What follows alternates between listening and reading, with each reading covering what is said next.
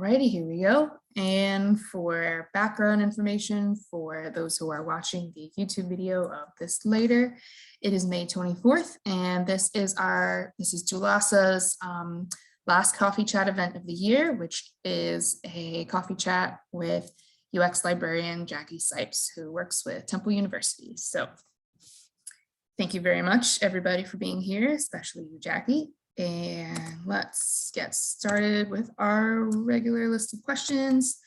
There will be time at the end to ask specific questions if you guys want to.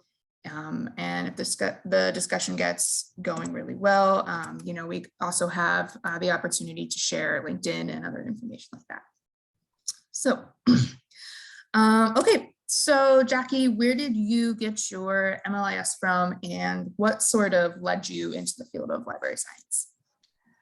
I got my MLIS at UNC Chapel Hill in North Carolina. I am from North Carolina, and it also had, at least at that point, I'm not sure now of the status, but had a pretty good reputation at the time, and so it was just very kind of convenient that it was also where I lived and had just gone to undergrad a couple of years prior. So yeah.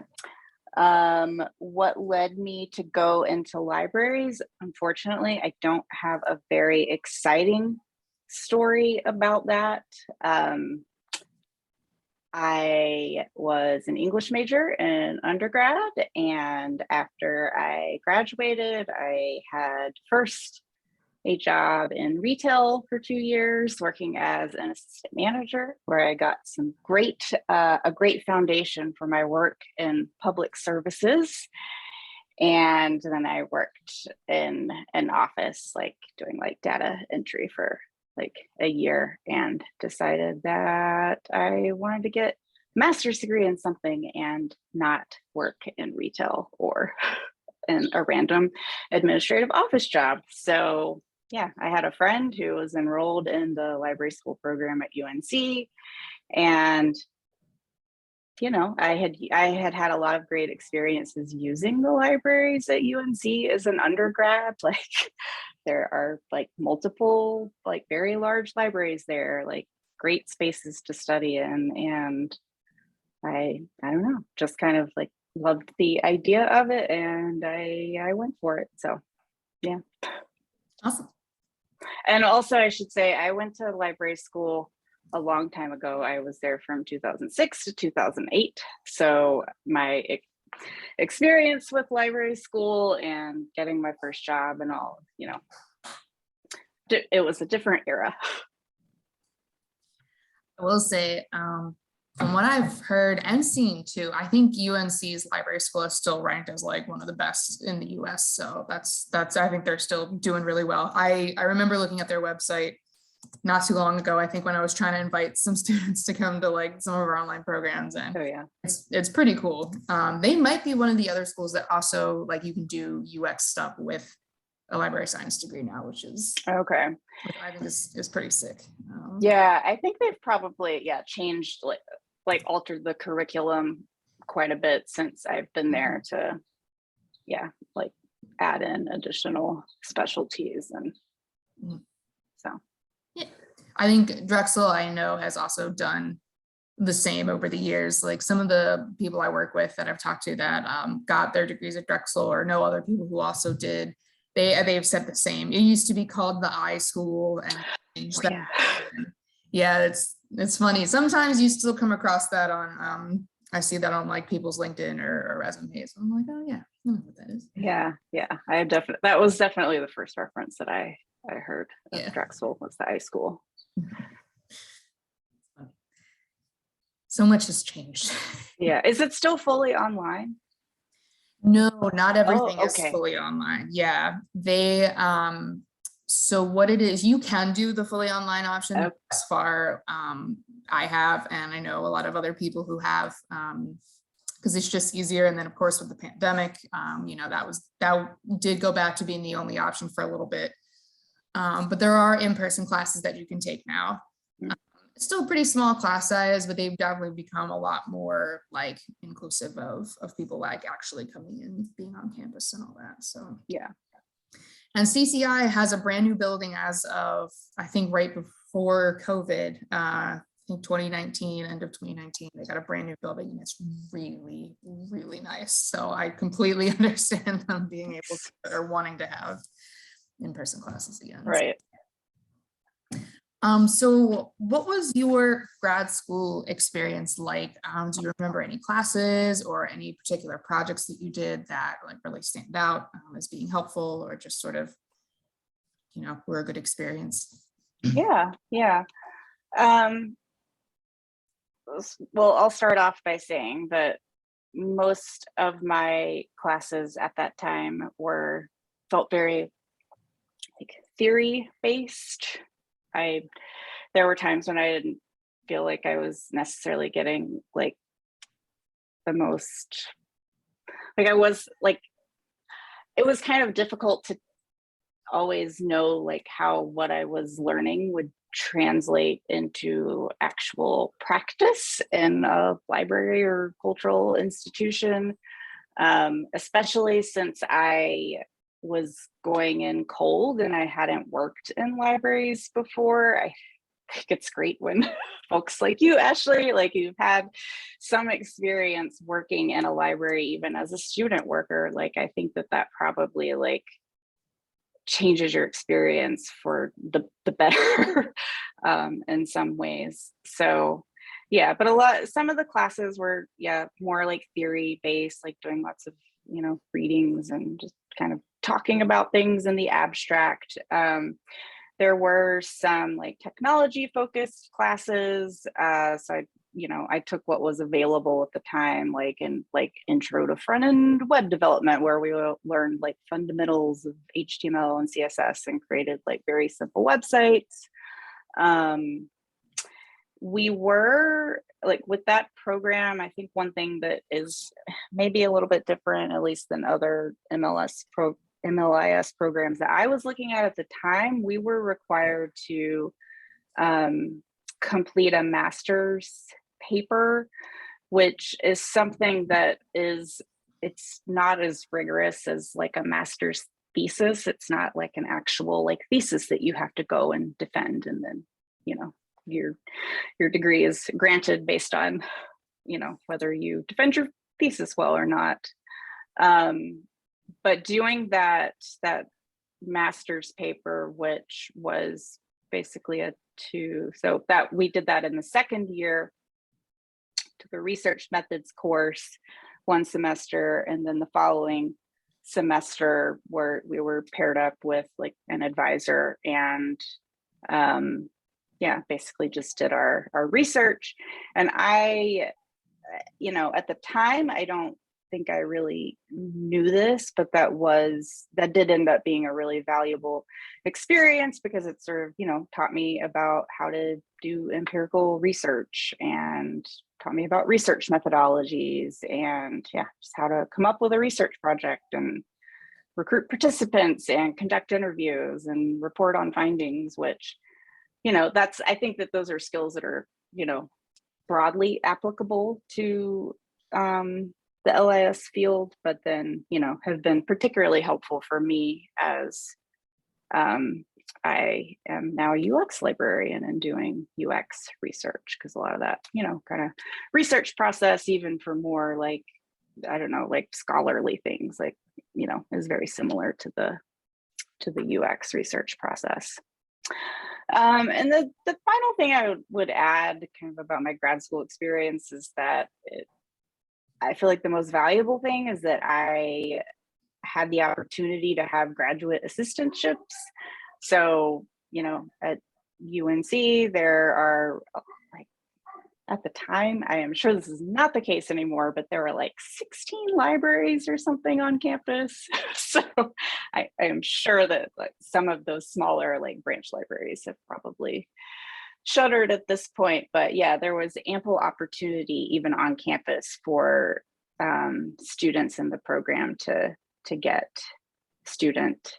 not just student jobs, like actual like graduate assistantships. So, some of them even offered like tuition remission and you're basically like brought in to do like the same tasks that, you know, like the full-time librarians were doing. And it was, you know, kind of, it was conceived of as like a learning experience for the library school students. So yeah, I mean, that region of North Carolina, there are also, you know, there are other academic institutions, there's Duke and NC State. And yeah, so there's just like a really pretty like wide variety of opportunities to get like actual hands-on experience. And yeah, I feel really, really fortunate to have gotten that experience. And I feel like that's what sort of like set me, you know, onto the path of public services librarianship. So Nice.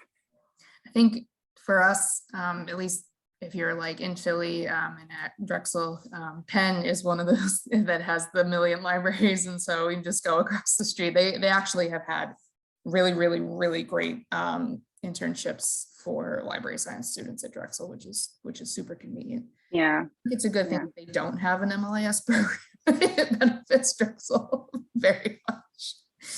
So otherwise, yeah. just kind of for those guys, but yeah, we love Penn.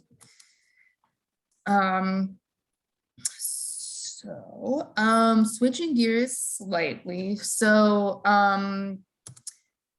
let's see. I'm trying to figure out if it would be, how about let's do so what does like if a typical workday exists for you, you know, what are some of the things that you kind of do on a day-to-day basis, or if it doesn't look typical, I guess as of late, you know, what does a workday look like for you?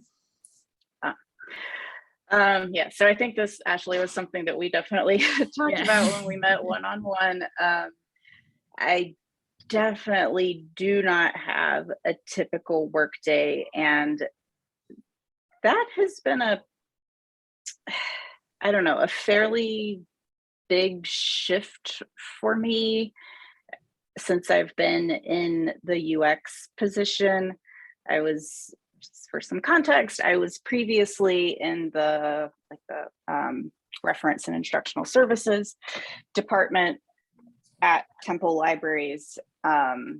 And I was the liaison to our College of Education and also the Emerging Technologies Librarian. So I worked a lot with like our tech staff on like website and discovery development.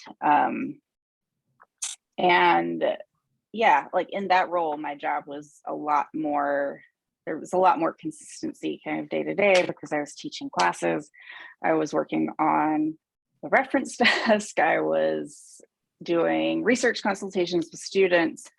So, you know, of course it varied, but now it's honestly like it's completely different because I don't have any like defined like public services duties. Like I don't have a regular shift at our desk. I don't.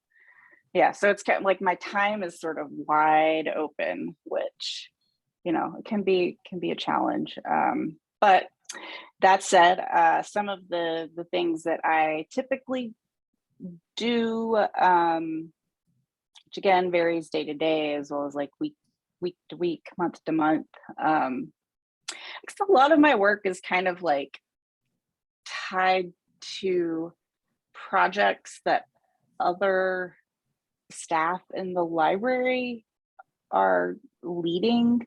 So people will kind of like come to me with maybe a need to get student feedback on something. Like last semester, our facilities manager wanted to get some student feedback on some potential new furniture pieces that we're planning to add to the new Charles Library, which it's a brand new library, but yeah, we had like our furniture budget was cut. And so since we moved in, we've known that we needed to add some new furniture. And so back in the fall, facilities manager approached me and was like, hey, Jackie, can you pull together some student feedback on these pieces of furniture? They'll be there, or the furniture will be delivered in October on these dates, and we'll have it for this amount of time. And so I sort of planned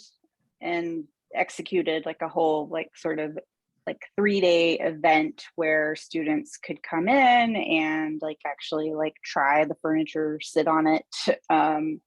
And then, you know, I had set up like various ways for them to like provide feedback, either on little comment cards, or they could just like come and chat with me or whoever was monitoring the room at the time. And, you know, something like that was like a pretty big project, and it kind of took up like a lot of my time for like, you know, a couple of weeks or so. But then other times my work looks, you know, quite different if I'm not like planning like some kind of user research. So it might be more like doing like work with our web team on we have like an open source software that we use for discovery at Temple. So there's like, you know, in-house, we developed that system in-house. And since we do develop it in-house, we, you know, have the opportunity to customize it however we like. And so we try to do a fair amount of user research related to that. And so, yeah, sometimes I'll do like sessions where just kind of like testing, or yeah, doing like user testing of something on our in our discovery layer, and also maybe like creating like design prototypes or collaborating with our graphic designer on prototypes. And yeah, so that's kind of a long-winded like summary. And then, you know, because it's higher education, it's, you know, there are days when I have like a lot of work that's kind of, you know, outside of my like immediate like UX related duties, where I'm doing like committee work for our like a academic assembly of librarians, which is like our sort of like shared governance body of librarians. You know, doing stuff for a committee for that, or you know, whatever. So you guys have a lot more librarians than Drexel does, which is cool, which is really good, and we're trying to get back there. But yeah, I think it's really cool to have like that level of variety. You know, I think there's definitely something to be said about like not necessarily going into work and not having any clue what you're going to be doing on any given day, but like also, you know, you switch it up and it's not like the same thing all the time, and it can be cool and not boring. Yeah. I do enjoy that aspect of it. And I also enjoy that I get to work with a lot of different people in the organization. And it does sort of give me like this sort of bird's eye view of the organization and, you know, what people in different departments are doing. Because, you know, like libraries and similar organizations, like people can, you know, depending on how large the organization is, like, you know, units and departments can be a little siloed off from one another. So yeah, a lot of my work is kind of just trying to bring together staff from like different departments. So making sure, you know, that we have like a public services person, like an access services or reference librarian, like on a team that's developing something, you know, on the website or in the discovery layer, because, you know, their feedback is very important as well. So it's a lot of like, kind of like, I don't know, herding cats and getting people who don't typically work together to work together to find solutions. So yeah. So speaking of like doing both user research with web-based stuff and doing web-based things in general, do you have any favorite tools that you work with, or I guess any favorite particular projects or things that you could speak on? I partially asked this, tools are on my mind because I have an assignment that deals heavily with Figma due in a couple of days. And okay. Yeah, I'm curious. Are you using Figma for like prototyping or? For prototyping, yeah. Okay. Yeah, I can talk about the tools. Actually, I feel like, I don't know, there have definitely been times in my librarian career where I'm like, tools, I don't know, a word processor. But Yeah, like, yeah. I feel like, I don't know, since the pandemic, like it kind of has become a thing in a way that I don't, yeah, it's definitely like something that I think about more now that I'm doing more like remote research or remote feedback gathering. One thing that I really like, this is a tool that I think is kind of similar to Figma, Miro.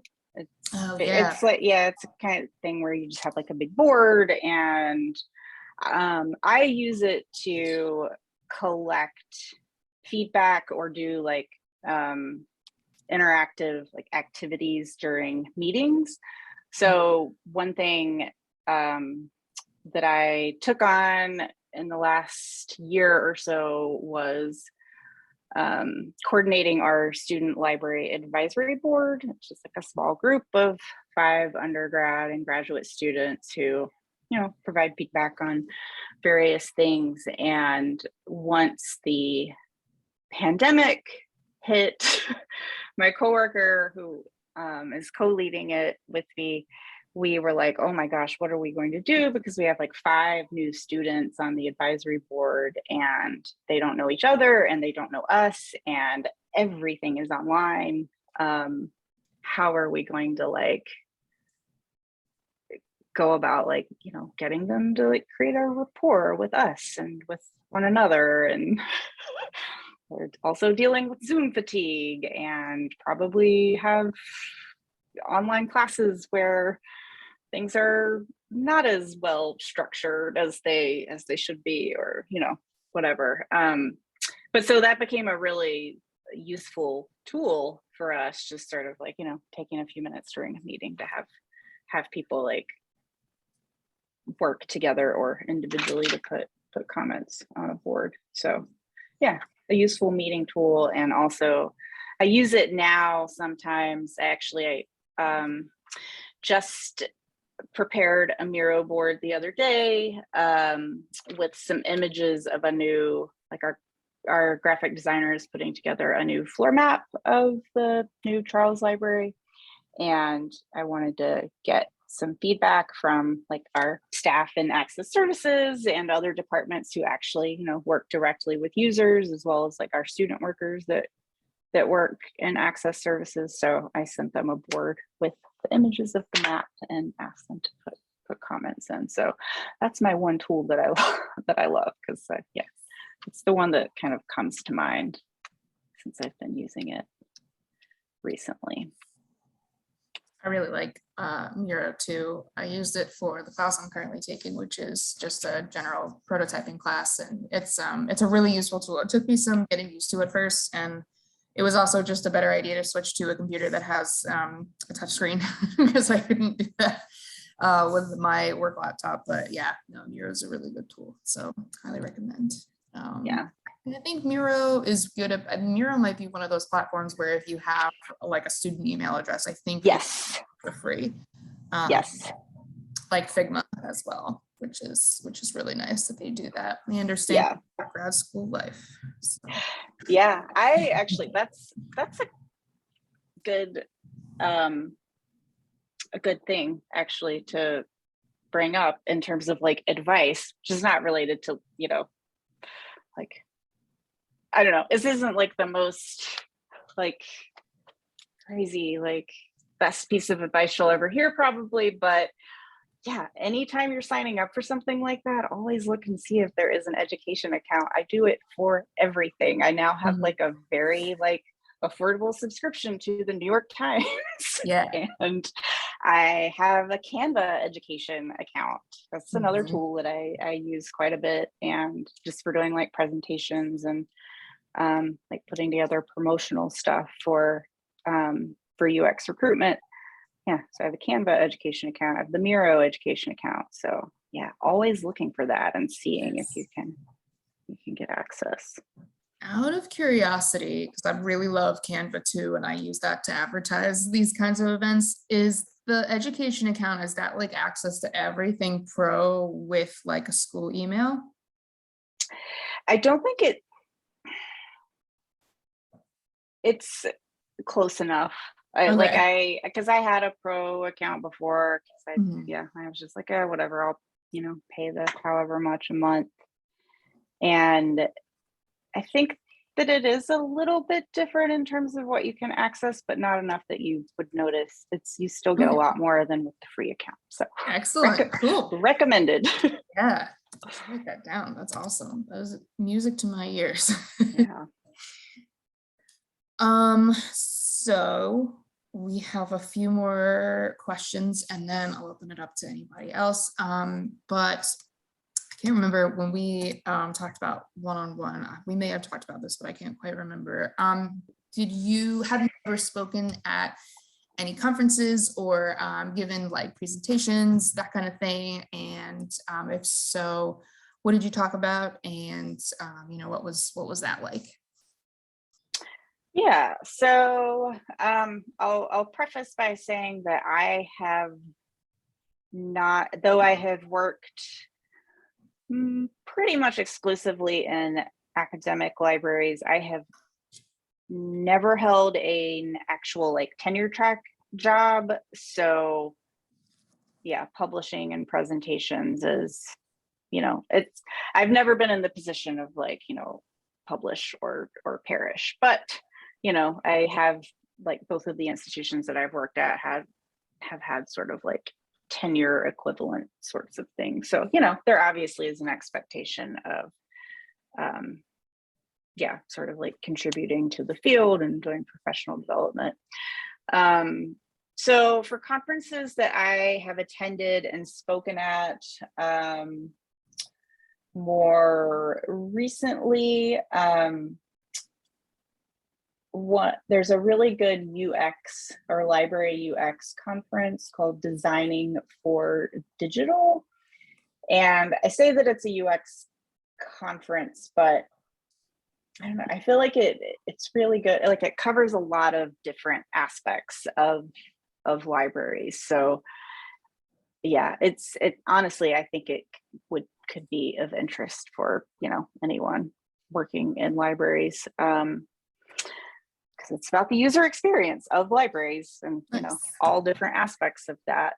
I have presented at that conference, I believe, twice. Most recently, I presented with one of my colleagues at Temple, she is a librarian. She's a project manager on our tech team.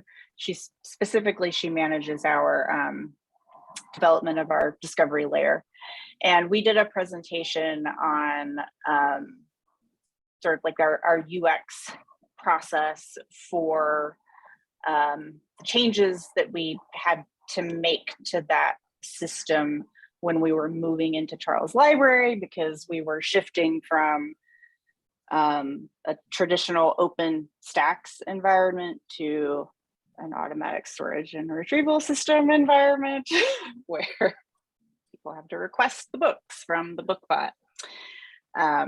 So we had a conference presentation called Holistic UX for Services. And then there was like a second part to the title that I can't remember off the top of my head, but it had something to do with, it was like how to stop worrying and love your robot overlords or something like that about the book robot. So, but yeah, it was about sort of like our kind of like design and process for making the needed changes to the discovery layer so that people could request from the new ASRS. But then it was also about kind of how we got our colleagues from like many different departments in the library involved in like different aspects of sort of refining our like new discovery environment. So that was, that's a more recent one.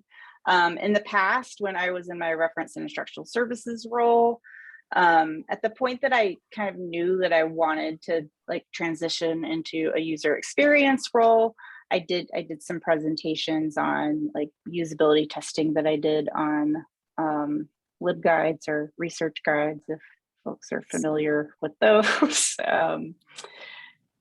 Yeah, and I did a presentation one time at LOX on like some focus groups that I had done with faculty who I frequently taught user education sessions for their courses.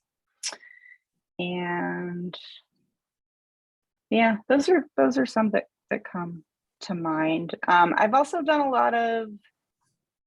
gotten a lot of my conference presentations in by speaking at like local things, like particular, like, like I work at a university and there are all kinds of like opportunities, like mini, like day-long conferences that, people from Temple and like surrounding universities attend. And those have been great opportunities to just do like a quick poster presentation or something like that. So nice, that's really cool. Drexel does have some of those things like that, and that's a really cool observation. I haven't always like thought about it in that light, but that should be something that maybe the LIS program can make sort of a more bigger splash with, so to speak. PCI is always emailing us about opportunities like that, but it's still definitely kind of geared, at least it feels personally like it's geared towards, people who are like deeper into like computer science and things like that. But especially for if anybody who's interested in like UX, it's definitely still really inclusive of that. So yeah. And I feel like those kinds of conferences, like those little day-long things, they're always like looking for people. Like I feel like it's not like it's easy enough to sort of get your foot in the door and get a presentation. So those are great opportunities. And I bet that's like way less exhausting than like a whole weekend conference. I went to my first one post-pandemic in March, and it was right here in Philly. And oh my gosh, I was so tired by the end of the weekend. Oh my goodness. Yeah, I have not been back to an in-person conference yet. So it's a lot. And I think, obviously a lot has changed in light of things, in light of how people do that since the pandemic. And I think a lot of things have changed for good. I mean, this, the one I'm referring to is the, let me see if I get this right, AWP, it was like the Writers Association of Writers and Writing Programs, that one. It was really cool. A lot of the sessions were also held simultaneously on Zoom, and some of the presenters were even available on Zoom. And I thought that was really neat, especially because it's probably not going to be back in Philly for a while now that it's here. So in the future, it's easier to attend those things. But yeah, that's cool. Yeah. And I have not published an article in an LIS journal. So gotcha. Many of my colleagues have, but I have somehow made it all of these years without doing that. So.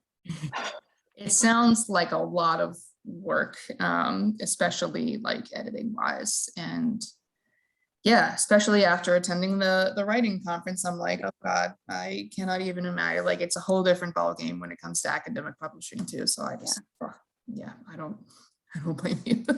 I mean, I've certainly benefited from, the like many publications in our field that are out there, like particularly with UX librarianship, because I mean, it's not really like a new specialty within libraries anymore, but it also isn't like, it's only been, in the last like probably 10 years or whatever that there has started to be like scholarship about it and, actual like UX librarians. So, that it's been really helpful to look at the scholarship that other librarians have put out. Definitely. Speaking of scholarship and the research that has been published on this, so when we met one-on-one, we talked a little bit about Library Juice Academy and the course they offer. I wanted to mention I just started one in May, and so it's finishing up, and it's been really cool so far. And I've read the stuff I've read, but as somebody who has finished courses actually with Library Juice Academy, do you want to talk about them just a little bit? Oh, sure. Yeah, so I was telling Ashley that I took a couple of library juice courses since I've been at Temple, and they've been really, really helpful. The ones that I took were with some great instructors. I just mentioned that I have relied, like, since I've been the UX librarian, I've relied a lot on, looking at the work that other folks are doing at other institutions. And the woman who was previously the UX librarian at, I think, University of Arizona, maybe, taught one of the courses about content strategy, and it was just like, yeah, phenomenal. It was also, it was like a UX person also had like put the course together, so it was like a really well designed, I can't remember what the system is that they use, or if they have their own like courseware system, but yeah, it was just like a really well designed course. And yeah, really interesting. And I still like look back at that when we're like talking about some project at work about like content on our website and making it better. And I'm like, look here, look at this. So yeah, and it's, they're pretty quick and cheap, the Library Juice Academy courses. So yeah. And I think, Ashley, I had mentioned, like, I feel like it kind of is a good idea maybe to sort of, like, if you can tell who the instructor is and maybe get a sense of like, what kind of work they've done, and if that kind of like aligns with what you're interested in learning, like I think that's a useful way to approach kind of deciding like which courses you'll take.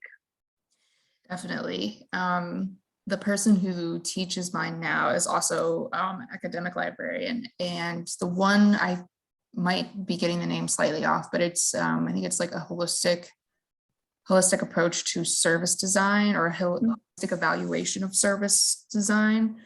And I mean, it's just really cool because I'm very grateful that, Drexel has like funds that help pay for these courses, and so that I can actually kind of take some of the time at work and in agreement with my department to take these as well. And I mean, the guy is talking about this a service design evaluation and heuristics that he came up with, that have been really valuable to other library professionals. And I just think this is so cool. I mean, it's not often, at least in Drexel's coursework, that the two, that LIS and UX, often collide. I think that's something that at least I've tried to advocate to change a little bit to our program director, but this is just kind of like my first deep dive into that. And so, yeah. Nice. I also don't want to go off on a tangent or hijack the conversation, but I just was like, well, you finished courses, so you should be the one talking about it. Yeah. It's a great resource for students and for people who are, currently working in libraries. So definitely. Yeah. And so to you guys out there watching this, it's not, Library Juice Academy has so many courses that it's not just about UX within libraries. That's just a branch and a subject area of what they offer. Yeah. They have so many different other subject areas of like brief month-long courses about anything to do with libraries and librarianship and best practices and all of that good stuff. And so, yeah, this video is sponsored by Library Juice Academy. Yeah, and I don't teach for Library Juice Academy, so I stand to gain nothing from this. So me neither. So I'm gonna do one more question, and then if anybody else has things, we're gonna open it up. But what I like to close out with is what advice you have to offer to those of us who are in grad school, about to enter the field of librarianship, or have a little bit more time, and will enter it maybe within the next year. Well, this is obviously like a really big question, and could go in a lot of different directions, but I think that it's always important to talk about salary, because we should all be getting paid for the work that we do, and we should be getting paid, a living wage. So yeah, my advice would be to, and again, like, remember, I'm coming from academic institutions, so it's, you know, a particular environment, but just always negotiate your salary, try to get it higher. If you can, if you have or can get access to data on like salaries of, you know, comparable positions in the organization, you know, I would say look at those and, you know, try to, you know, make, like, do your best and make sure that you are coming into the organization at a point in the salary ranges where you know, are, one, like, making enough money starting out, but then also like will have a sense of, like, you know, what it will take to sort of like get your salary increased via, you know, raises and that sort of thing. So and always, you know, trying to get moving expenses. Like, I think, you know, in academic libraries, that's typically covered, or it's covered by a lot of higher education institutions, but, you know, I've definitely applied for and almost interviewed for jobs that did not offer relocation assistance. And I just, that, yeah, always try to get relocation assistance. Yeah, I would even, and this is a also caveat, this is coming, all of this is coming from a person who has interviewed for a lot of academic library jobs. Ask about the salary up front, even before you even do the interview. You might not get that information, but I have not done this, but I have regretted not doing it, because, you know, I feel like it kind of helps to set expectations on both sides, and, you know, not waste anyone's time if everyone has, if you have a clear sense of that before you interview. So yeah, my advice is don't be afraid to ask for money, and you know, even once you're hired, don't be afraid to, you know, do the legwork to figure out if you are being paid equitably in terms of like what you're making versus your coworkers. So yeah. And I can certainly give other advice that is not related to salary, but, you know, that's, I feel like that's something that affects all of us. So yeah. Definitely, hard agree. I remember one of the library sort of work social media pages that I follow recently was having a discussion about that. And some people feel that the ALA needs to take a harder stance on, particularly in libraries, advocating for, you know, more livable wages and that kind of thing. And of course, we could spend a whole night talking about that. But hard agree. Yeah. But yeah, until the rest of the world, well, the rest of the country becomes like New York and requiring and passing legislation to post salary ranges on job descriptions, something that needs to happen. Yeah. Yeah. And I, you know, and it's something that I have, like, you know, tried to advocate for, even like within my own organization. You know, when I'm on a search committee, like, I ask, you know, can we put the salary range on the job call? And, you know, even if it doesn't pan out, like, you know, I still feel glad that I at least, you know, advocated for it. So absolutely, that's awesome.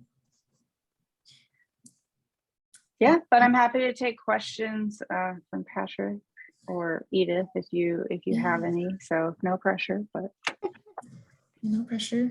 So to sort of continue on what you were talking about with, you know, job searching and negotiating your salary and all that kind of thing.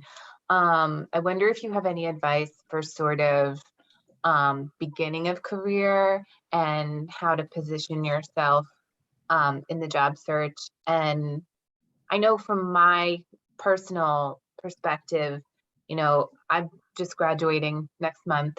but I have more than a decade of experience working in libraries. And I wondered if you could give any sort of advice or feedback about that as it relates to the job search. Yeah, I can kind of talk a little bit from my personal experience, because I mentioned that I actually hadn't like held a full-time or part-time job in a library other than like my graduate assistantships before I graduated.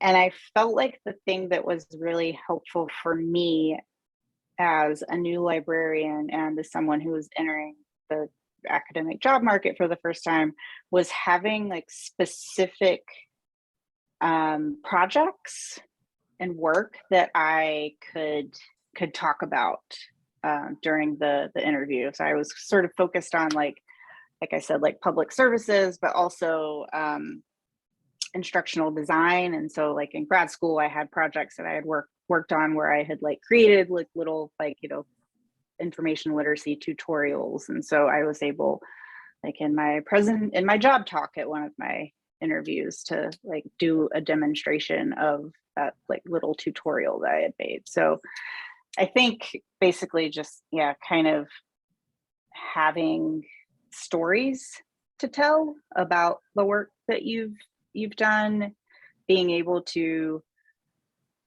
describe kind of the impact of the work and the challenges of the work. And I don't know if that's helpful at all. I guess my answer is just sort of like storytelling, like concrete, like, storytelling about like concrete experiences that you've had in the work that you've done.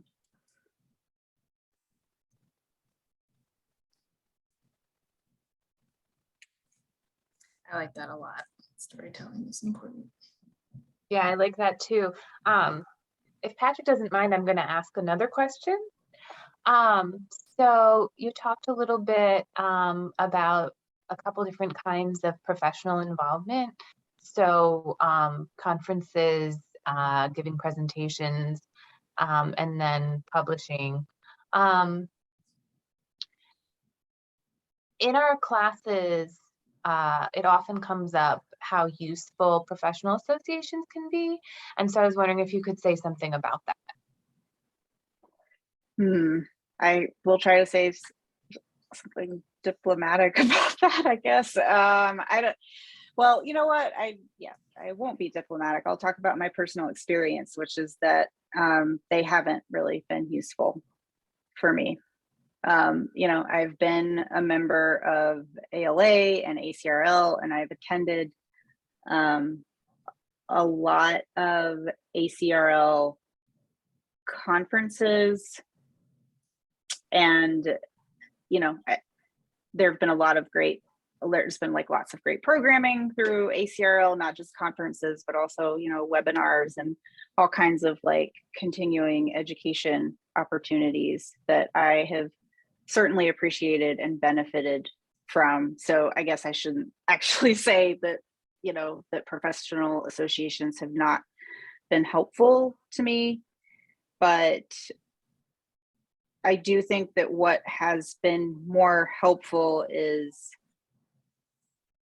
sort of like learning on my own what people are doing who like looking at people who are in positions that are similar to the type of position that I wanted to be in, seeing what kinds of work they were doing, either by just like following them on Twitter if they have like a Twitter presence, or reading their like professional blogs to like learn about the projects that they've done. Lots of people, sort of like summarize projects, particularly in UX librarianship, on their like professional blogs. So that's been, I don't know, all that stuff has been really helpful to me. And also reaching out to those folks, and sometimes just, I've done the exact thing that Ashley did with me, where I've just sort of like, like done like a cold call or a cold email to someone whose, name I found like on a website, and just kind of, ask them if they'd sit down and talk to me for an hour. So I have found that to be, I think, kind of more meaningful than the professional association opportunities. So yeah, I'd say professional associations can be good for like, yeah, webinars, conferences, like continuing education stuff. But when it comes to like more meaningful, like connections like that, yeah, that hasn't really been the place that I've gone to for that. But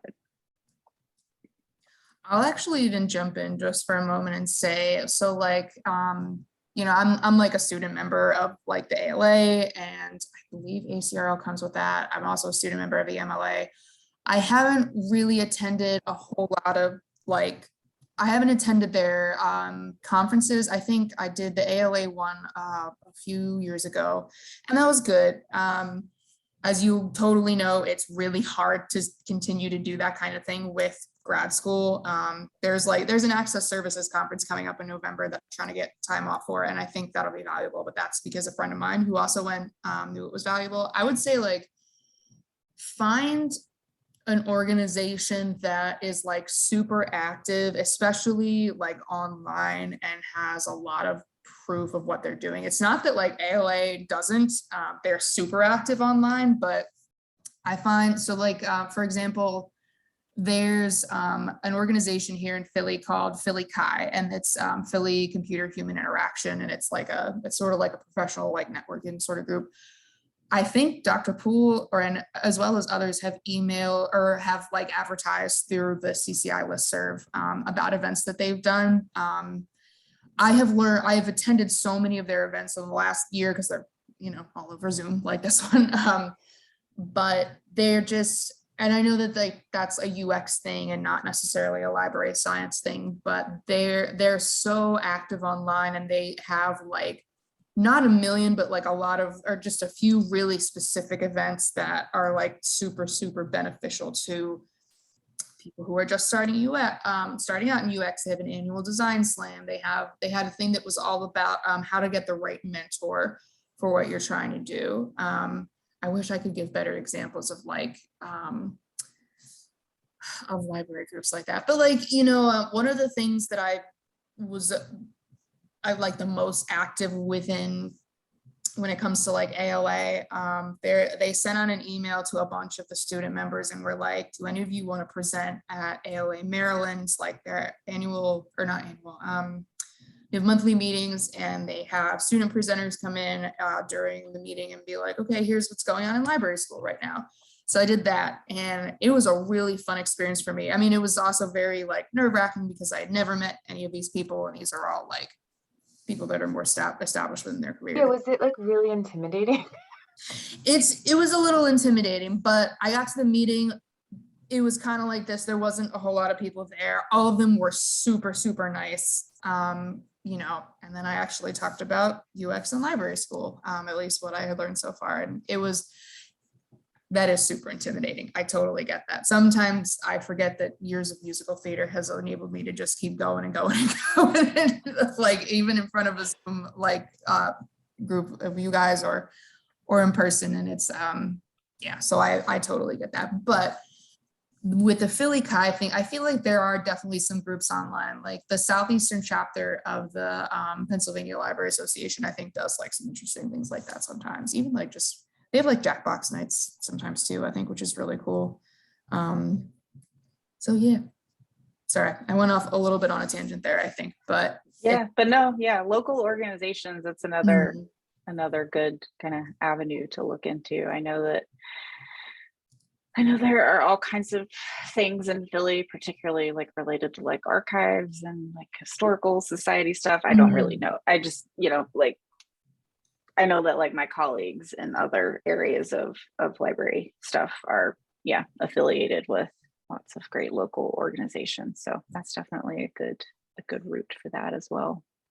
I've heard good stuff about the archives one too. And the friend that introduced me to Jackie actually used to be a part of the local law library association. And she said that their events were really fun. I mean, there are a lot of lawyers, so it was a lot of drinking events, but I mean, hey, if that's what you're into.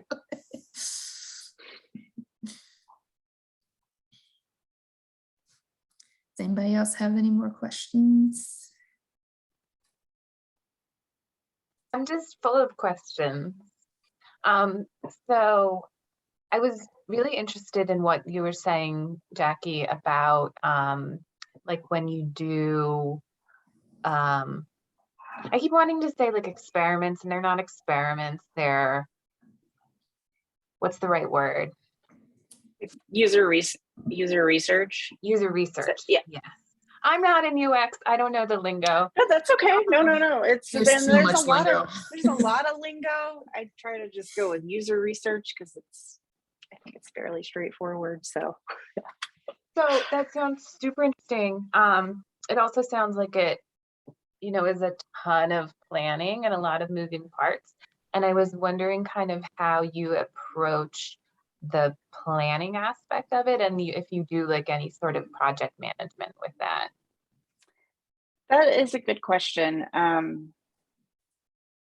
So it is challenging, particularly because I am like a UX team of one, which is that's just kind of how UX is structured in our organization. I'm the first person in the role, like the role was created and then I applied and got the job. But so I don't have a team, so I don't have people, you know, to rely on for doing like, yeah, all of the like many aspects of planning research, or then also like analyzing the research and reporting on it. So yeah, I have done some sort of like more focused like project management type planning when I have like in instances where I have had like a working group to assist me with a project, or like a group to collaborate with.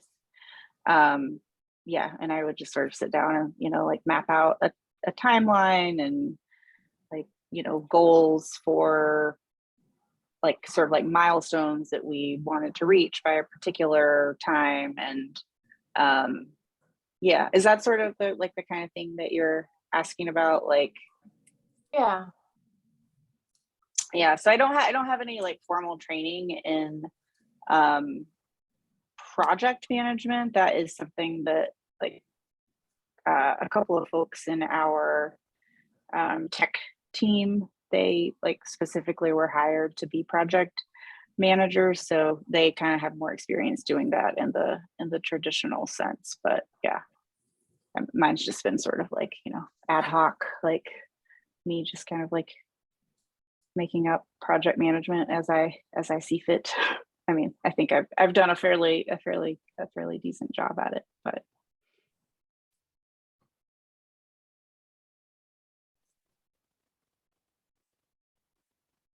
yeah, it's tough when you know, when you have projects where there are a lot of moving parts, and then sort of also like managing that on your own, like the furniture event that we had last fall that I mentioned, where I was doing kind of all of the aspects of it, where I was like writing the research, like the research questions, like what we wanted to find out, and then making the like survey, like making the survey, making the spreadsheets where we would enter the data, like then also like making all of the promotional materials to like recruit people and get them to actually like come to the event, and then getting like incentives, like, you know, going to the grocery store and buying snacks.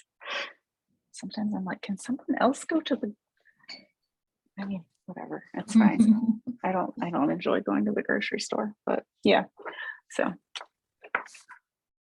but I always find it useful in my organization when people are sort of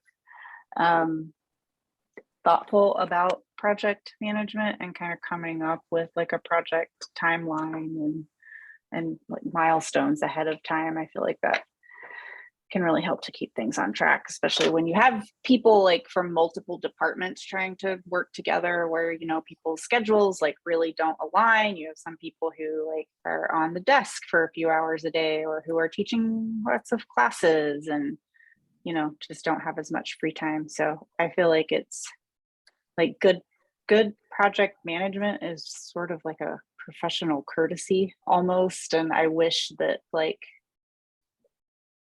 I don't know. I wish like in my organization, I wish it was something that we maybe, you know, talked about a little bit more and established some best practices for. I wish they would teach us about it in library school too, because like we have like a library management course, which is really valuable. And we talked about Gantt charts and like ethical situations and things like that. But I feel like maybe you guys agree too. I think like a library project management course would be extremely valuable because it would sort of branch off of that, but it would go a little bit deeper. That would be Yeah. cool.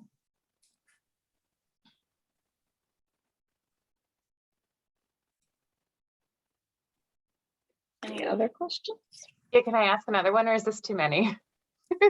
You go. Okay.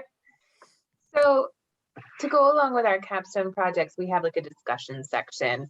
And one of the topics that's come up in our discussion a lot is responding to setbacks and sort of what to do when things don't go as planned or when they fail terribly.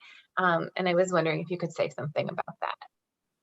When things don't go as planned or fail terribly. Can you give me like I mean, I get the gist of what you're asking, but I don't know. Could you share like the like types of things maybe that you've talked about with that group? Well, like an example from my project specifically is that the records that I was making had like a review happening, and in the time between when I created them and when the review was completed, somebody at a different institution who must have the same vendor made all these records. So I had made all these records, these like original cataloging records I was really proud of, and then this other person put them in. So like I didn't get I mean, what's important is that items are able to be found, right? And then, you know, it's not the end of the world, but like I'd done all this work with like nothing to show for it, kind of. Yeah, I've experienced that. And yes, yeah, that is a real thing that happens. So you were asking sort of like what are like, I don't know, some strategies for like kind of like coping with that or moving forward. Is that sort of what you were asking? Sort of that. And also in the section, there was a little bit of sort of the feeling like this is a taste of real life and this is a thing that happens. And it doesn't mean that you're terrible and you're, you know, not a good librarian. It's just part of like, it's a thing that happens. Yeah, for sure. I mean, I'd have to, like, I definitely have, yeah, this is something that I think about a lot and, you know, definitely experienced plenty of setbacks. Yeah, I think I would have to continue to think on it a little, or I guess like it's a little challenging to give advice kind of like broadly on that, since, you know, it's that sort of thing like is really different from situation to situation. I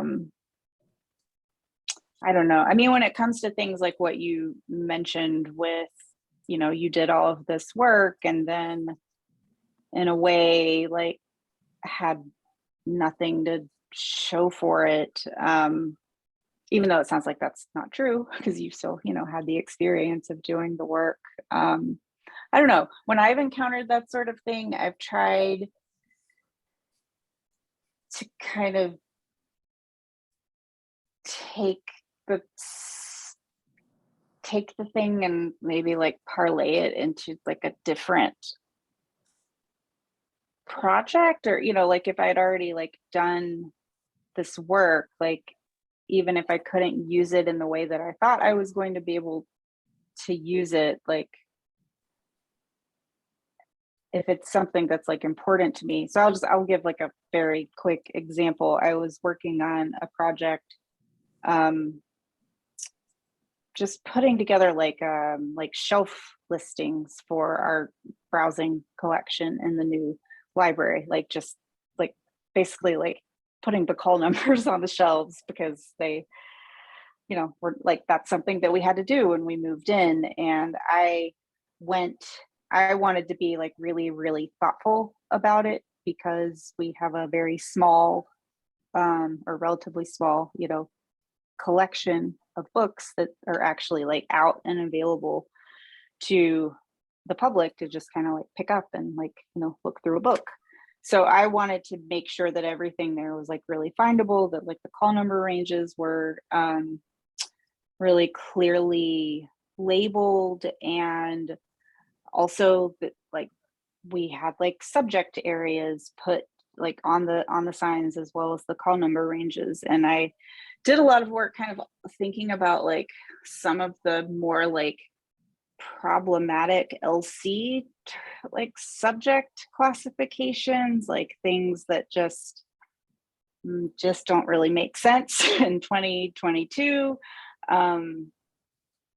that are just, I don't know, that needed to be more inclusive, or used like outdated, like problematic language.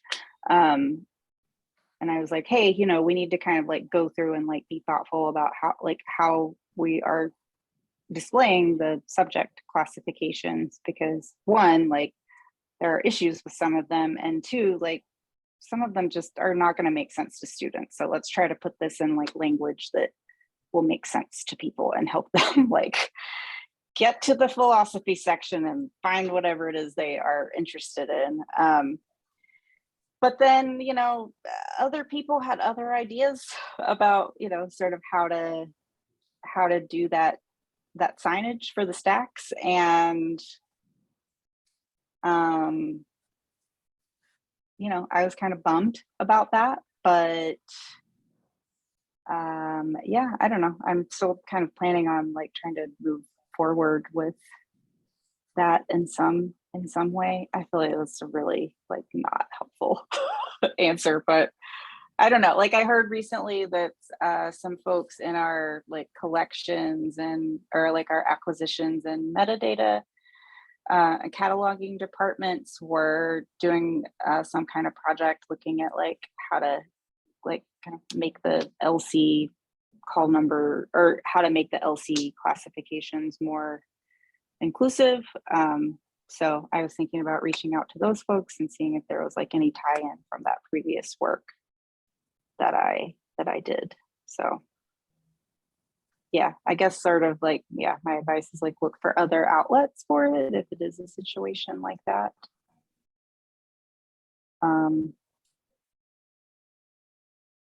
Yeah, I wish I had something more meaningful to say about setbacks. I liked that, and props to you for trying to make the LC classifications more inclusive. We've talked about that in class, and especially the longer I work in libraries, the more I'm like, why do we still use this? Sorry. Yeah. I mean, I think, Edith, you said that you're interested in working in an academic institution, or that you wanted to be like a subject librarian. Yeah. I mean, higher education is can be a wild environment. So if you ever wanted to sort of like chat more offline about kind of like, yeah, just like working in higher education institutions, like I'd be happy to talk more about that.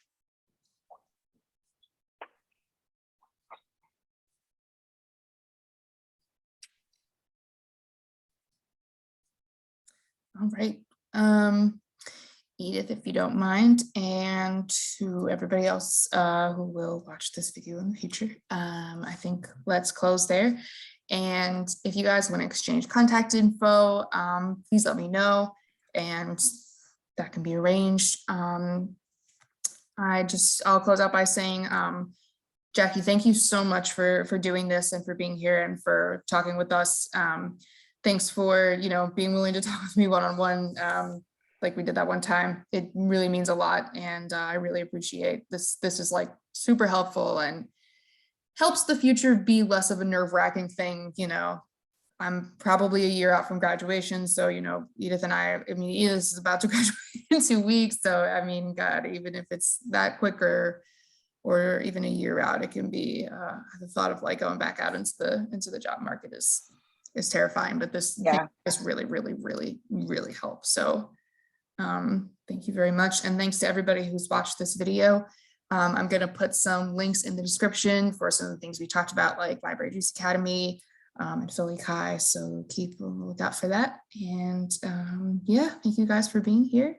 Yeah.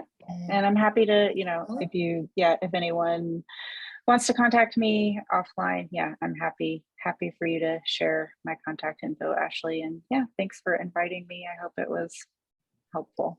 This was great. Yeah, thank you so much. Yeah, and congrats, Edith, on your impending graduation. Thank you.